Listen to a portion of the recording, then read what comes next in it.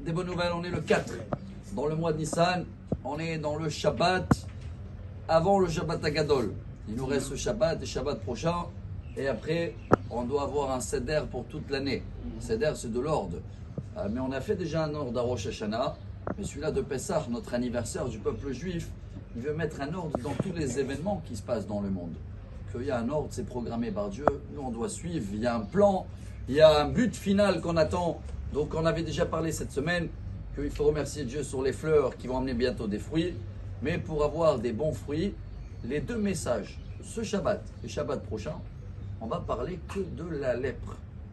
Vous allez me dire, quel rapport avec notre génération? Il n'y a plus, c'est pas la même lèpre, il dit le Maïmonide.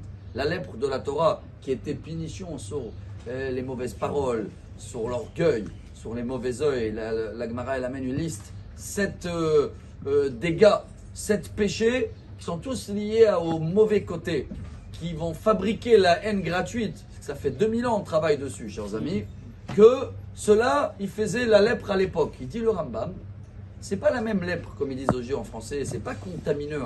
À l'époque, quelqu'un, il a claqué le tiroir, la main elle est bleue, il devait aller montrer au Kohen. Et il devait le mettre en confinement pendant une semaine. Et voir après une semaine, est-ce que le bleu, il a commencé à changer de couleur.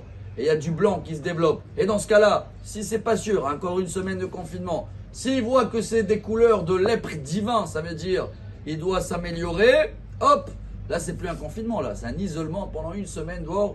Et ça pouvait être une procédure qui durait quelques semaines, jusqu'à que la personne qui reçoit ça, il comprend le message divin. Elle est où la lèpre aujourd'hui? Si ce n'est pas d'actualité, pourquoi on va lire tout ça? Alors le Ben Ishraï, voilà le message d'aujourd'hui.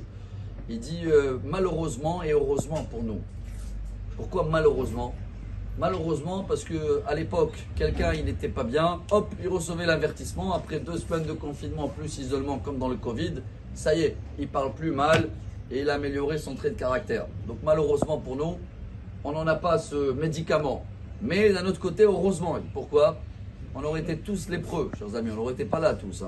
Parce qu'on est tous dans les mêmes bassins et tellement c'est fréquent depuis 2000 ans que là, le Hafetz Chaim, il rajoute, chers amis, et voilà le message pour nous, je trouve, que vous inquiétez pas, il y a quelque chose qui a remplacé la lèpre, chers amis. Quand vous regardez dans la Torah, on est dans les 3 minutes, on n'a pas le temps à développer, mais les 2 premiers qu'ils ont payés dans la Torah avec la lèpre, c'est Moshe et Myriam. Incroyable, Moshe quand il a dit à Dieu, mais ils vont pas me croire. Dieu il a dit, regarde, tu as la lèpre. Myriam, elle a parlé de sa belle-sœur, la femme de Moshe, elle n'a pas compris quelque chose, la lèpre. Donc on est tous dans le même bassin, chers amis. Alors le Hafetz Chaim, il dit, pas vous inquiétez pas, il faut s'inquiéter justement, que Dieu il a remplacé la lèpre aujourd'hui, il n'y en a pas, c'est quoi? Les trous dans la poche.